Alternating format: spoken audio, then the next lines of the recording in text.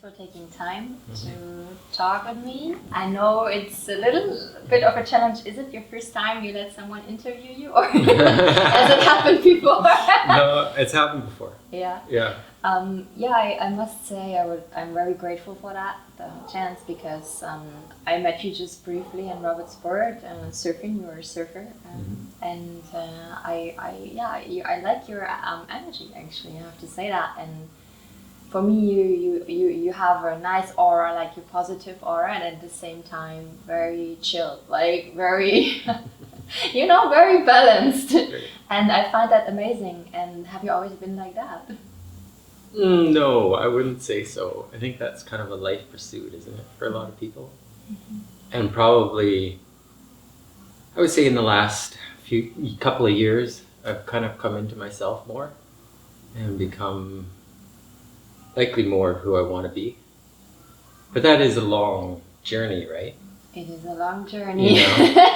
And likely a lifelong journey. So, I'm happy with where I am now in my life, and I'm content, and I think there's something to be said for that, especially at a younger age.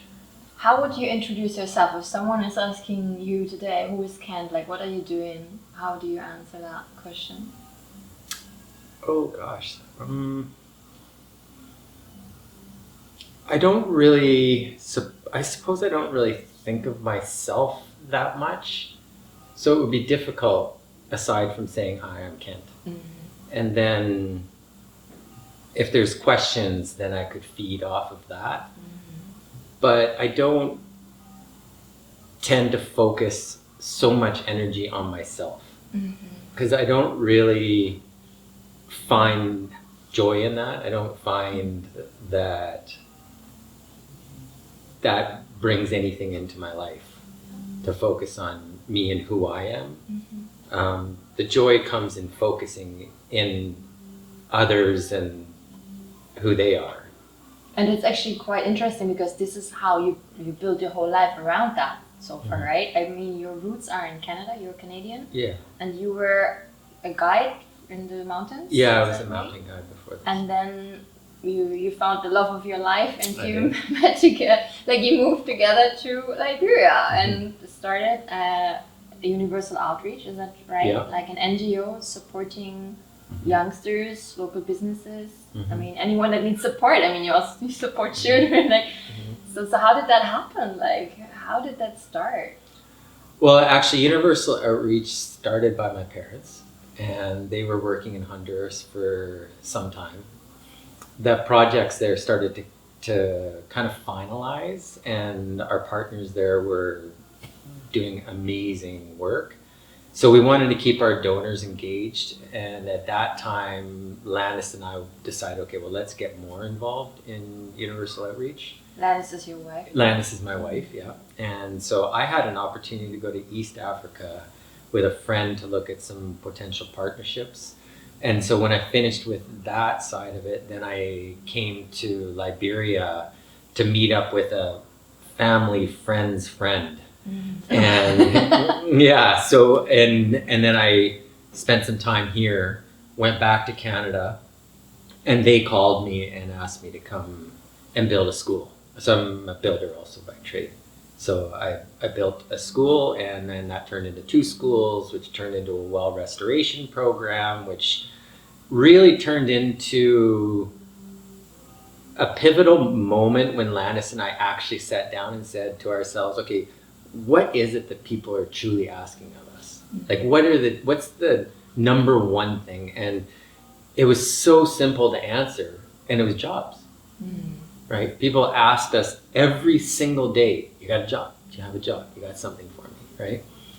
So people are willing to work. It's just that there were simply no jobs. And so that became a big component of what we do, is job creation. And we do that through entrepreneurship, through the development of businesses.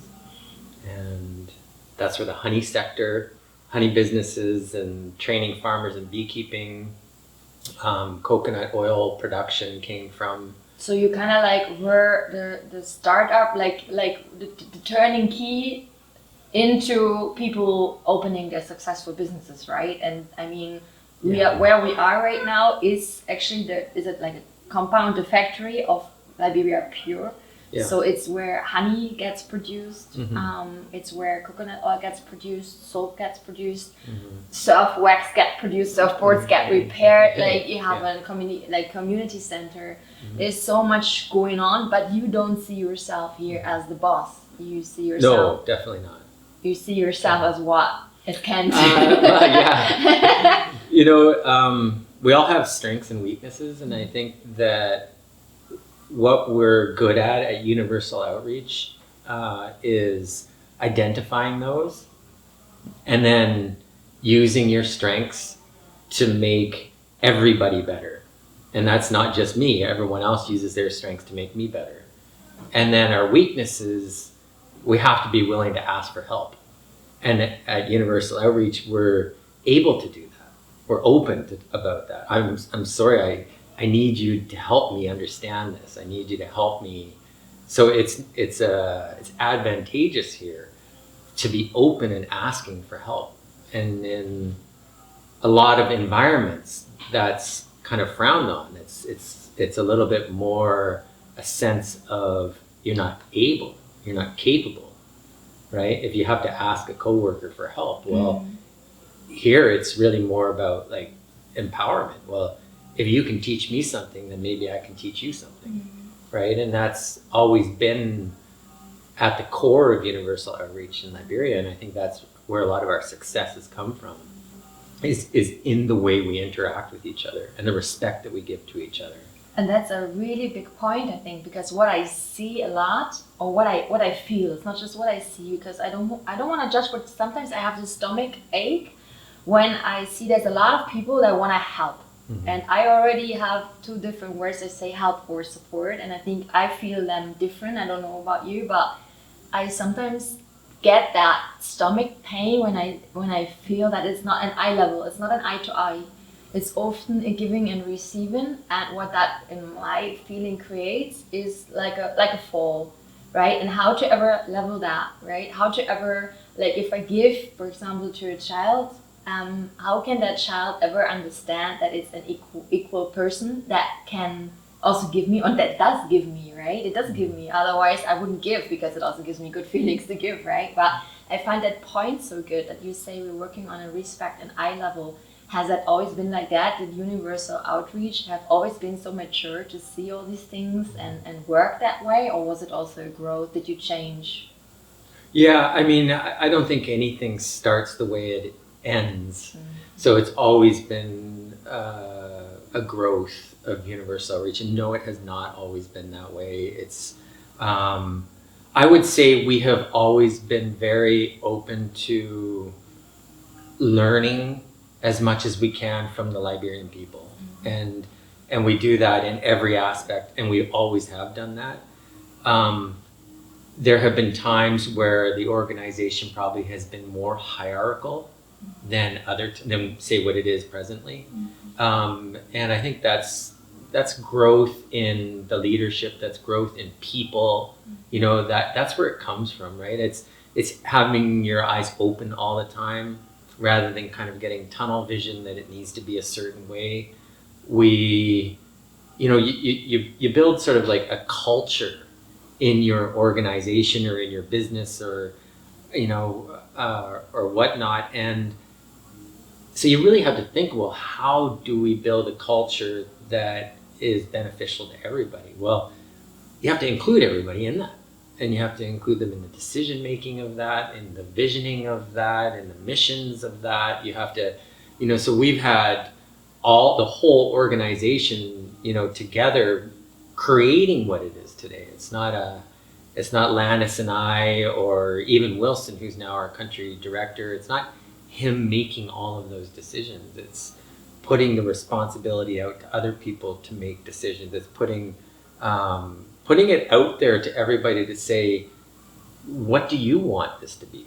What do you want this organization to be? How do you want it to act and react to situations? And then even sitting down, and did we act and react appropriately to that situation, right? I mean, and when I say we, I mean as a collective group of mostly Liberians, right? I mean, the only expats here is Landis and I.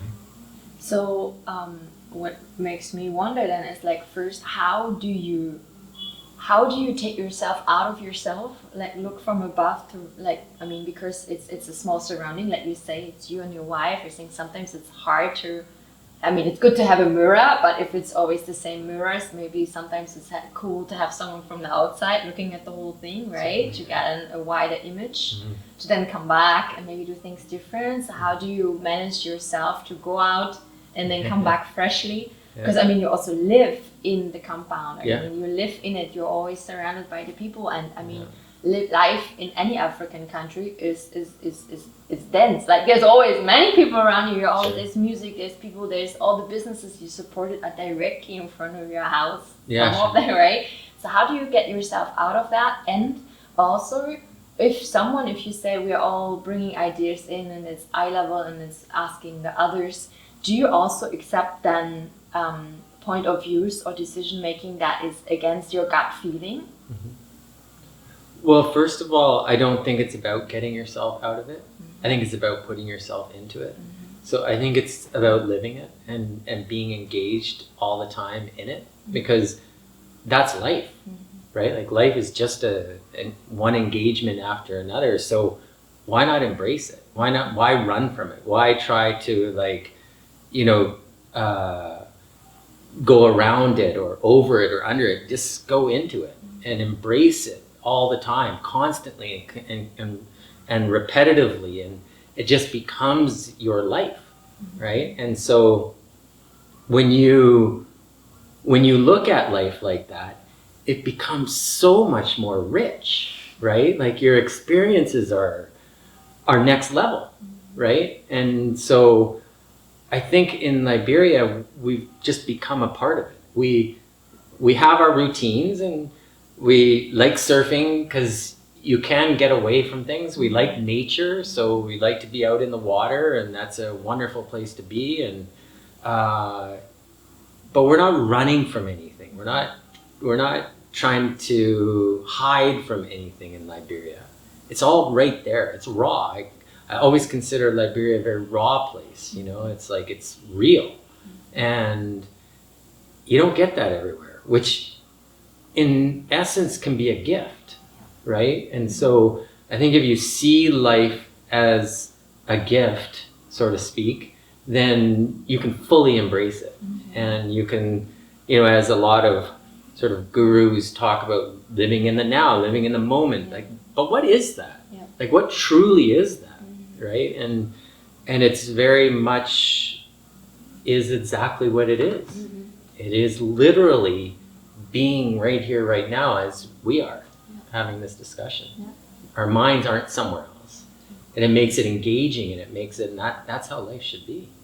And I find it super interesting because there is this romantic image of it's always generalized as Africans are living in the now because they don't think about tomorrow.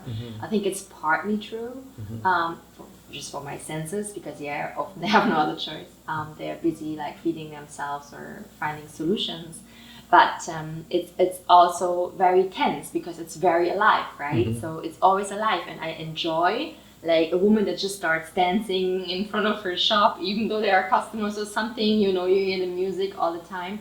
But I also think to learn how to center yourself and be in the now is not that easy as while you are in the nature sitting on your surfboard, right? So to come from that mindset as a Western, like, we are programmed, right? The mind is working us, we are working the mind. So how do you find that? Like, how do you bring yourself back into the present moment? How do you lose it a lot? No, I don't. I mean, there was a time where I was going through some transitions in my life where, I would lose it and get frustrated and upset. And I think that, there's this kind of way of looking at sort of living, a Westerner living in Africa, and it's this, but I get so much out of it. Well, you do. And that is actually the reality. And so it's a give and take, right? And and what Liberia gives to me is an environment that allows me to retrain myself to be present. Mm-hmm. And that's a gift, right? That is truly a gift. Mm-hmm. And I think that in the West, one of the challenges that we face is finding that environment in which we can be present, because it's rare and it's difficult to find. It's not in your face as soon as you walk out the door, right? And I guess a lot of people don't even know what we are talking about right now. It's possible. Yeah. It's possible, but I think there is a large movement of mindfulness happening now, of wanting to be present in the present moment, and I think that this idea and concept is something that people are trying to grab at and trying to bring into their life more and more, and I think that you can do that at home. You know, when I say home, I mean in Canada, for example, but it is challenging. Mm-hmm. Because our entire society is designed to keep you thinking all the time, like at hyper speeds, right? When you think about the amount of work that my father used to do in a day in his office, mm-hmm. I do that in like 20 minutes. Mm-hmm. You know what I mean? Crazy. Like he would have a filing cabinet full of files. Mm-hmm. And in that filing cabinet, I don't know, let's just, for the benefit of him, there was 500, mm-hmm. right? I don't know, maybe I got 2,000-3,000 folders on my computer, mm-hmm. that I manage and move and flip and do things with. And, you know, so we've moved into this hyper speed, mm-hmm. and it's difficult to navigate that. Yeah. It's very, very, very difficult to be present and navigate that kind of environment. And so, you know, Liberia is a give and take, and what it gives me is the ability to experience the moment, mm-hmm. on a day-to-day basis. Whenever I want, mm-hmm. I can experience it here, right? And that is a true gift. And I think that Africa in general has that gift to give to the world. Do you think that the moment you discovered that for yourself and you were able to come into the moment more often, it took a lot of stress from your relationships? Because I often wonder why, when I travel in West Africa, I see a lot of experts, right? And they come for some reasons, like we just said, about the here and now, the relaxedness of people and the enjoyment. But then it turns, like everything they love turns into the opposite. Like, mm-hmm. they're so lazy, you cannot trust anyone, you can't build. And I wonder if this is the key. Is this the key for equalization, for eye level, like to live because you understood, like take the stress out, take the needle out of the situation, you know what I mean? And mm-hmm. then I can imagine there's a much more trust and a much deeper understanding for each other the moment you reach that point. I would say yes, but I wouldn't downplay how stressful it is to be poor, mm-hmm. right? And so let's just say $2 or less a day, kind of poor, or I don't have a constant job where I have constant income that I can rely on and plan, and I'm vulnerable to COVID, for example, or something happening in the world. To be in that position, you know, I don't want to give the impression that everyone here is living in the moment and Zen and all that. No, not at all. Living in a state of, for lack of better words, poverty is unbelievably stressful. I think that what we sort of learn, or what I've learned, is that along with that stress, there is space, mm-hmm. for some level of being here and now, and there's some level of joy, and so it kind of goes to show you that you can have both, right? You can live with anxiety, for example, which is a big catch thing right now in the West, depression, anxiety, that type of thing. You can have that in your life, but don't let it dominate you, because it doesn't need to, right? I mean, I don't wish that on anybody, because that's a terrible, terrible thing to have to deal with, but many people do.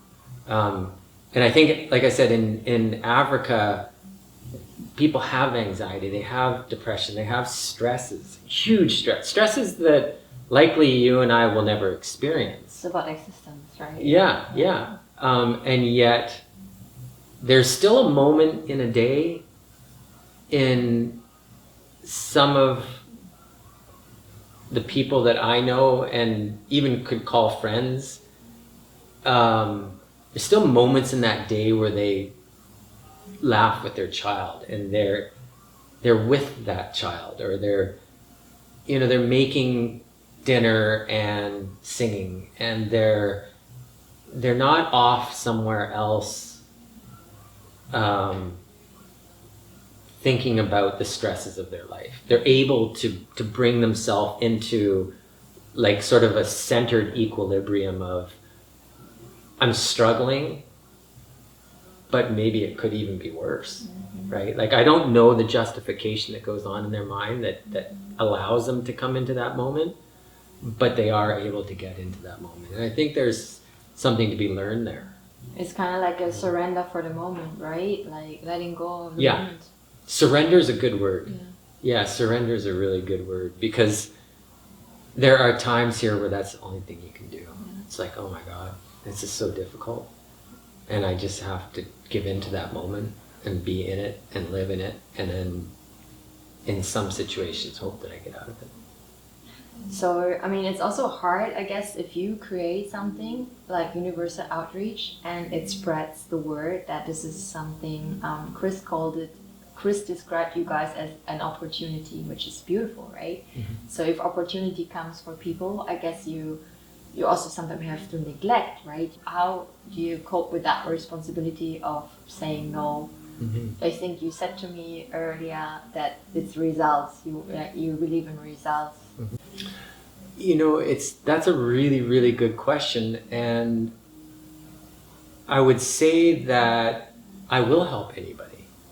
I will literally help anybody who walks through that gate who's willing to help themselves. It's not up to me to help them, right? It's not my decision to help somebody. I can give them opportunities to help themselves, but if you're not going to walk through that door, then there's no hope, no hope for me to help impact your life in some kind of way. And I've had probably over our time here, hundreds of people not open that door. It was too difficult for them. The timing wasn't correct. There's a lot of factors involved, right? But I will always do my best to open as many doors for people as possible. It's whether they choose to walk through them. And that's one reason why we have so many different interventions here, opportunities, let's say. Chris had said it the best. Yeah, opportunities, right? I mean, over at Strive, there's 5, 6, 7 different opportunities: beekeeping, coconut oil, business development. I mean, the list goes on. Can you explain shortly what is Strive? Strive's a after-school resource center. Yeah, kind of a community center style place. And we run our business development program out of there. They also run karate. They started today for little kids, and we have a music program, computer programs. Dance class was down there. We used to have an African dance, and now they're doing hip hop. Cool. You're not joining anymore. Yeah. I should. Yeah. We have an early childhood reading program. We're going to start to incorporate some math into that. So lots of different things go on down there. And it's not all your ideas, right? None of them really are. No, they're all, it's a space for Liberians to come and train Liberians. So the business development program is a universal outreach program. The music program, for example, is just a music teacher coming in and teaching music. He doesn't have space. So we help with the resources, which is power, some keyboards, guitars. We kit the place, and then he brings his students in, and he runs it as a business. He charges them to go there. That's his deal. And if he wants it to be successful, then he needs to charge appropriately or no one will come. And he's been running now for, gosh, he's into his second year. Wow. Yeah, he put on a big concert about 3 weeks ago. And it was amazing. So there was a really beautiful story. Actually, you took me to have my malaria test today, and that was already cool to see. The pharmacy is the woman that runs the pharmacy. She was part of that Universal Outreach program. Yeah. So she started her pharmacy through that, and now she told me she's gonna open a second branch. And then when we walked out, you were greeting a guy and thanking him. What happened there? Yeah, so Jalo has like a provision shop, so he sells all sorts of different things, and then he does a little bit of cooking as well. You can get like egg and bread there and things like that. And he took a loan out to buy more goods for his shop. Basically what actually happened, I didn't tell you this part, but his shop was there and it burned down with all his goods in it. So he lost everything, and he lived in the back. So thankfully him and his family got out. But like everything was gone, like his cash, everything. So we helped him with an initial loan, which he's paid back. And because he's Muslim, he doesn't pay interest. But what we asked him to do was to donate however much he wanted to. We never put a number on it. We said, however much you want to donate it to a cause that is meaningful to you. And he came to us last week with $150 to donate to Strive in the way of supplies for the kids who are in the early childhood reading program, which was $100 more than what the interest would have been. Wow. On his loan. Oh, wow. So, I mean, it's really amazing. That's beautiful. It is beautiful. And I mean, $150, that's a full salary of a month, right? That's a lot of money. That's a lot of money. It's a lot of money here. You know, for him to do that was really meaningful. Are these like highlights? Are these the moments where you say that's why I'm here, or what makes you jump out of that? What keeps the wheel rolling? I love that. Yeah, I love it. I love seeing people see the value in engaging with other people, you know, in a meaningful way, right?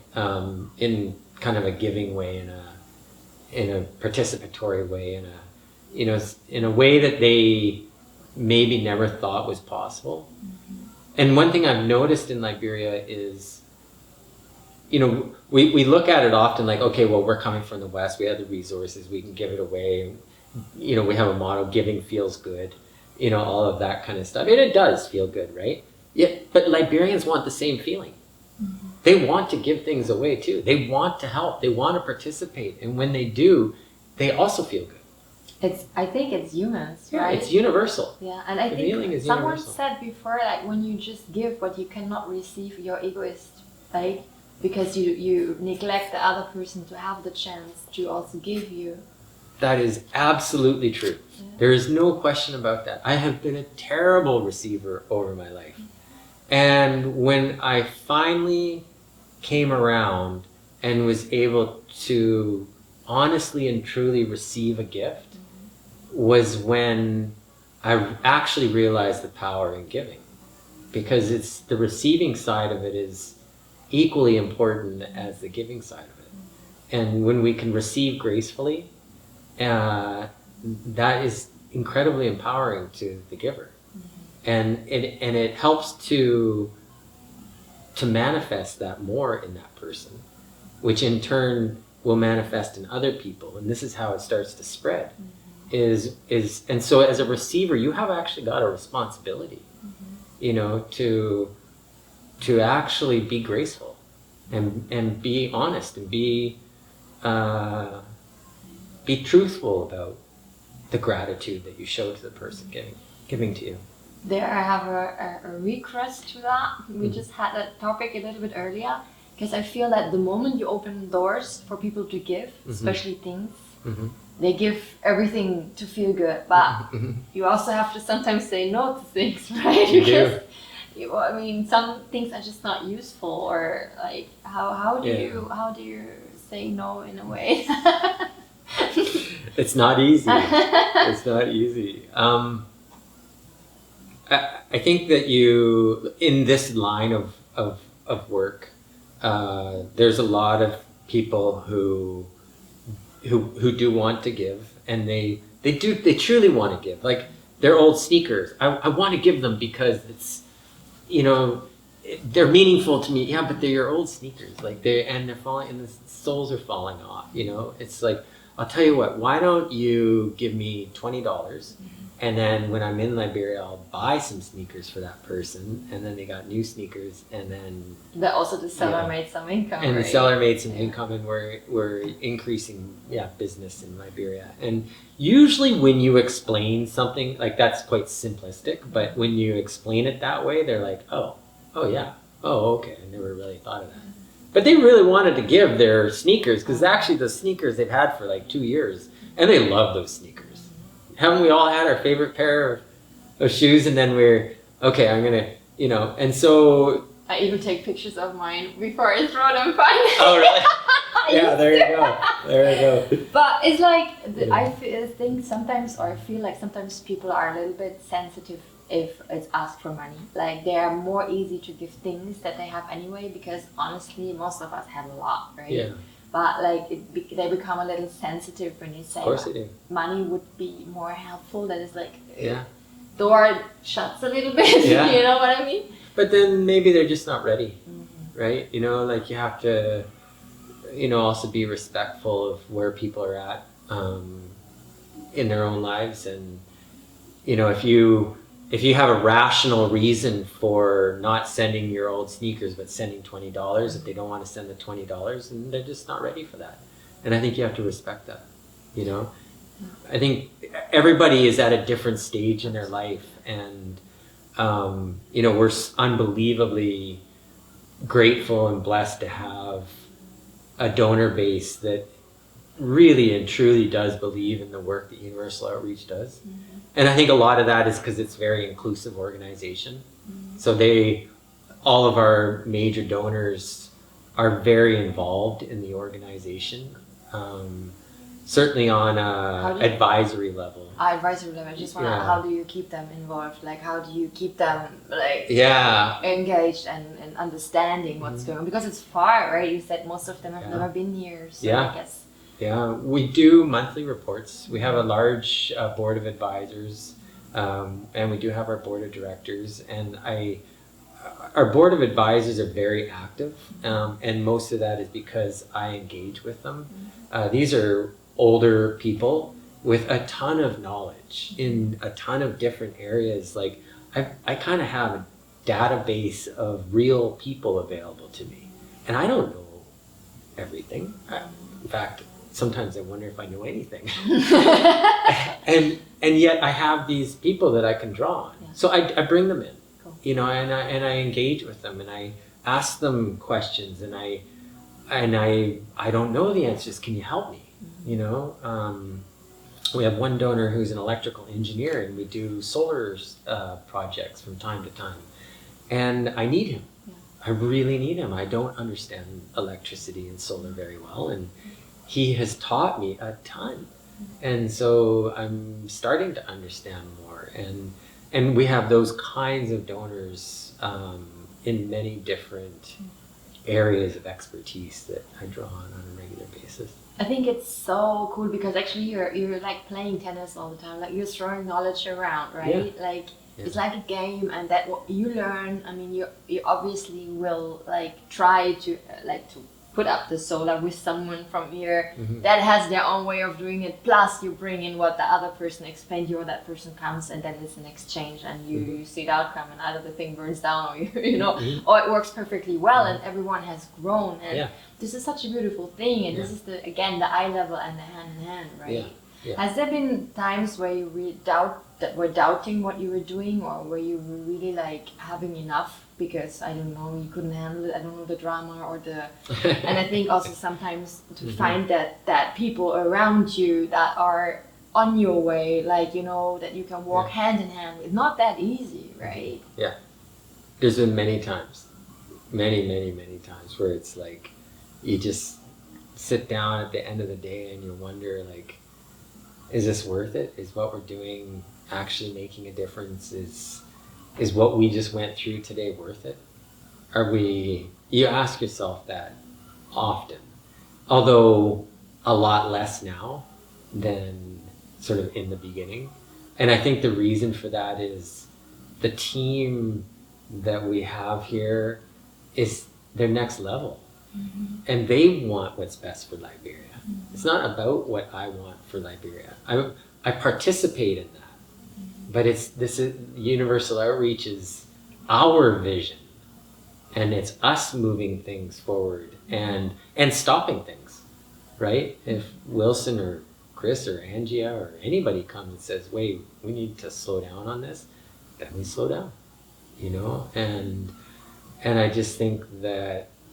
I mean, I just can't say enough good things about my coworkers. Like they are truly next level people, and it hasn't been easy to get that team together. But now that they are together, it's becoming easier to bring on more, because the culture of Universal Outreach has been established by all of us. So it's like an energy you created that you send out, so you get back on the same energy level, right? I would say so. I'd say there's certainly an energy there. You know, there's a desire to make positive change in the world. There's basically we work off of just a couple of fundamental rules: don't lie and don't steal. That's it. Don't lie and don't steal. Just don't lie and don't steal. If you look at the fundamental building blocks of any society, a well-functioning society lives by those two simple rules, right? And so inside this compound of Universal Outreach Foundation, don't do that. What you do when you leave here is on you. It's your own conscience, and you can do what you want. And what we found is over time, the message from inside gets taken outside. Absolutely. And these families are living with this concept now, and they're manifesting it into their children now. And because it works, right? If you can't trust even your family members, you really don't have anything. Well, where are you gonna go to? And in Liberia, trust is a challenge, and we unequivocally trust each other. And I think that people see the benefit of that trust, and they want more of it. And so they do take it outside the fence and outside of our programs and outside of what we do. And they start to manifest it in their friendships and in their lives. And people are benefiting from that. Are you a chance giver? Like, if someone breaks that trust, is the door still open, or is that a clear sign that you have to, like, because why I'm asking actually, maybe it's also, we have a little project in Ivory Coast, and we struggle a bit about being so nice, because it's not the culture, right? In the culture, the one that wants to build up something or wants to go somewhere to be respected, you are straight on, right? So I wonder, with that trust and honesty, which is a good concept, but like the moment someone breaks that rule, like, and you find out, do you have to be like straight, okay, that's it, there's the door, or? Well, I've never fired anybody. In my whole time, we've had probably a dozen or more people come and go from Universal Outreach. They fire themselves. So the question really is on them. Is what you did worth firing you for? Right? And they know. Everybody knows. It's not a single person who makes that decision. And when the consensus comes in, then that's the decision that gets made, right? there's some things that you could likely let go, and there's other things that you can't. And so if they choose to quit or fire themselves, then that's what they've chosen to do. It's not my choice to make. They make the choice, right? And so when the time comes, it's very, very obvious if they need to go or not. And it's also about self-responsibility, I guess, huh? I mean, Mm-hmm. people take their chances and they make their decisions, right? Yeah.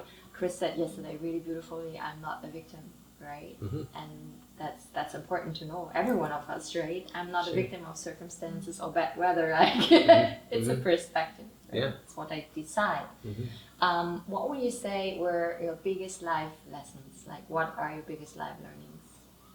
Oh gosh. Well, I probably haven't learned them yet.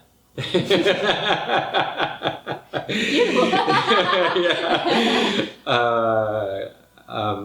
Currently, I would say I'm working right now with duality and the concept of impermanence. Mm-hmm. I'd say that's where I'm at right now in my own personal life, which obviously reflects in your day-to-day life. Mm-hmm. And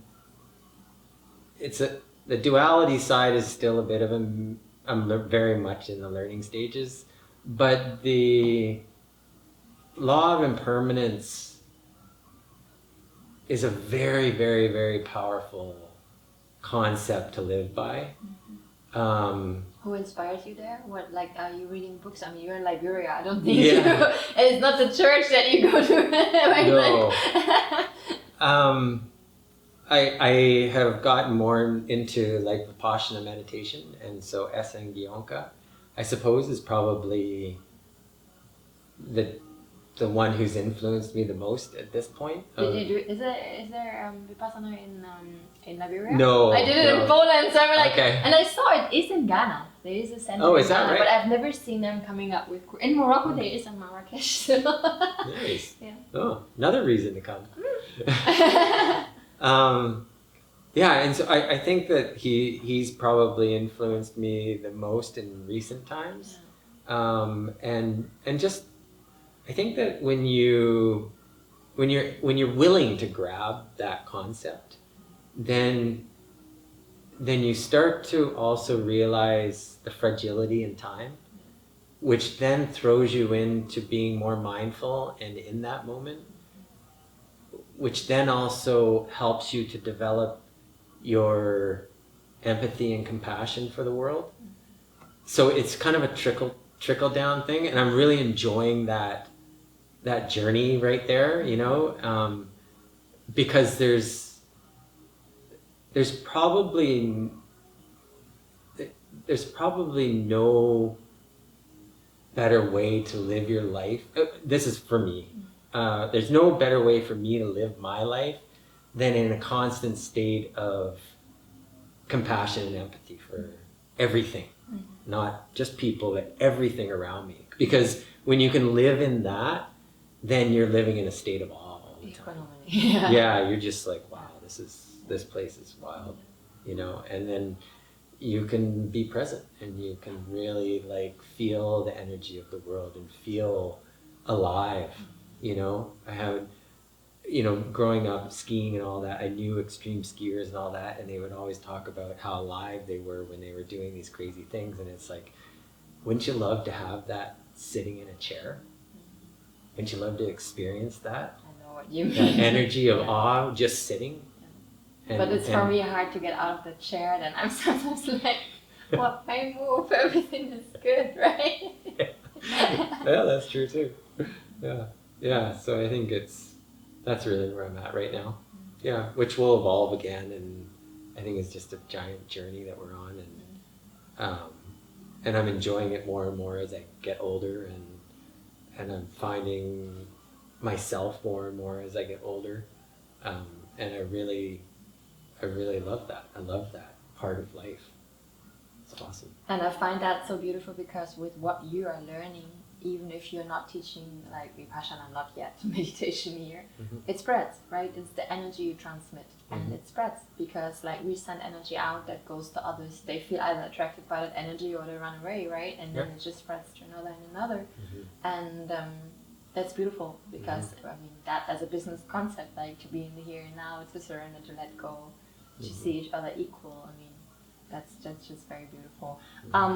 Just coming to an end. I mean, I could ask you one more really good question.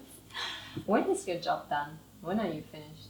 Well, boy, you're full of good questions. When's the job done? Well, there's probably a couple of answers to that. I have made a pact with myself and Landis as well that if we're ever asked to leave, we'll leave. If we actually look at each other one day and we're like, we're not purposeful anymore here. We're not fulfilling anything for anybody, and maybe we'll become more of a burden than anything else, then it's time to leave. And I think that'll be very, very obvious if or when that day comes. Otherwise, I mean, I think there's also two things here. There's a job and there's you as a person, right? And so I like my life purpose is just to give of myself as much as I can. And that's not to say that I personally have a lot to give, but I find great joy in that. And since you are good in receiving now, you also get I can receive. Yeah, I'm getting better. So that your energy level doesn't go down, but stays level. Yeah. So I think me as a person this is just a journey that I'll be on forever. The actual work itself, only time will tell, right? Only time will tell. We're presently growing. We're not shrinking. The programs we have going on are getting stronger and better and creating more and more impact. Wilson is doing an amazing job of running the organization here in Liberia. Landis and I are engaging with more and more donors to try and build up the organization.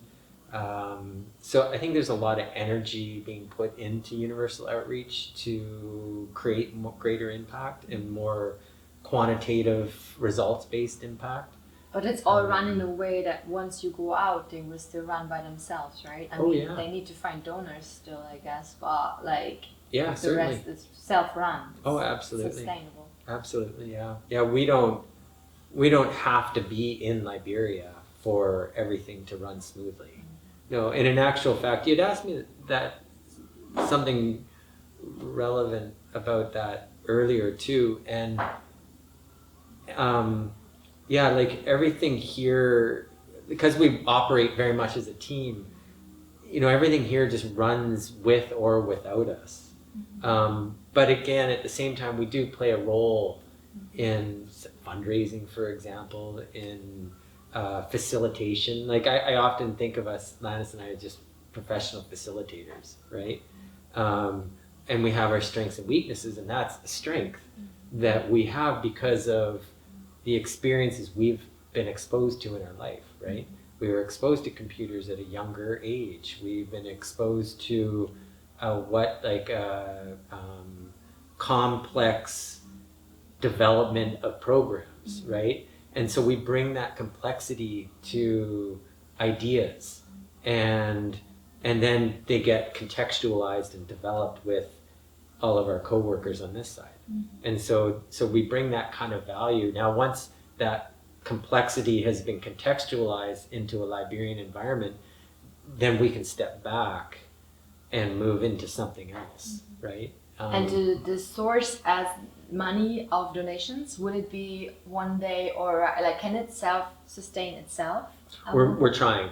Yeah, we're developing a legacy fund, and we're hoping that will help to sustain it in the future.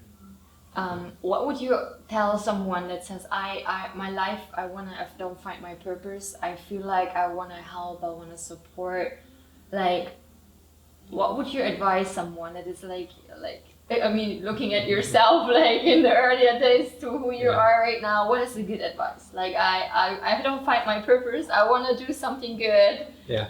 What would you advise that person? It's funny you asked that. I said to Mohammed earlier, actually, if someone comes to me with a question like that, I say to them, go and volunteer. Just volunteer your time. Anywhere that it has any form of meaning to you, just go and give of your time. Because your time is just your time. All right? A lot of people are afraid to give their resources, like their financial resources or their stuff. But just find an hour a week and go and donate your time to a cause that has some level of meaning to you, or that you're curious about, or it just sparks something in you, and just go volunteer. That's the best thing anybody can do. Anybody who suffers from like kind of anxieties or depressions or anything like that, just volunteer your time. The power in volunteering is incredibly undervalued. It's incredibly undervalued. Like, I can't even begin to express the importance in having a level of volunteering in your life. Whatever it is, it could be 10 minutes, a month, doesn't matter, but make sure that it's you giving of yourself to somebody, something that has some sort of positive impact in the world. And when you do that, that will change your life immensely. Immensely. And you'll get direction. Direction will come from that, and you'll start to inch your way into likely a more, for lack of better words, purposeful life, a life that has maybe a deeper meaning for you, which I think a lot of people are looking for. Is that, and you don't have to go to the African continent. No, right? You God, can do no. that in front of your house. Oh, absolutely, absolutely.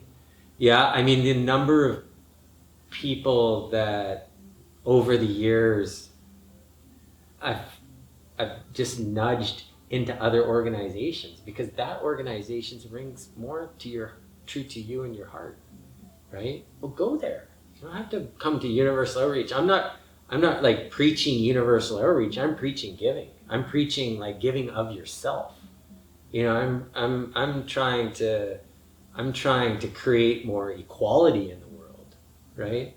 I'd like to see a more equitable world, and that's kind of like my underlying mission in this life. And what's yours? It's inside, right? It's somewhere deep inside, and only you know the answer. Only you know the answer to that. Find that and bring it out, and don't expect anything in return. Just give. And the amount you get in return, you'll be shocked. Unmeasurable. Yeah, it's unmeasurable. Truly unmeasurable. Last question. Where's home? Home is where the heart is. Wait. Yeah. Somewhere written here on the pillow. Yeah. Gosh. You grow up somewhere. Your heart is always going to be there.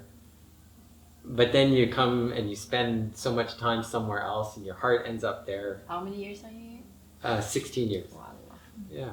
And so home is just where we feel the most comfortable at the time.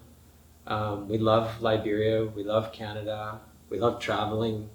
I think that, home is it's more of a hypothetical concept than it is actual. And I think that's becoming more and more the case for a lot of people who can work remotely. And I think that, concept of globalization, maybe this is part of it. The fact that we can live in many different places around the world. And I mean, I love my wife, and if we're together, then we're home. That's it. That's That's beautiful. Thanks for these words. Thanks for the long interview. I hope it was alright for you. Yeah, I took a lot out of it. No problem. Thank you so too. much. And yeah, whoever wants to meet you can meet you online. You find Universal Outreach. Yeah, universaloutrreach.com. And then all of our contact information is on there. Perfect. I'm gonna link Phone that numbers to- and email addresses. If you want to buy honey or Yeah. from Liberia, you'll find everything. Send me an email. Link everything. Sure. Thank you so much. All right. Thank you too.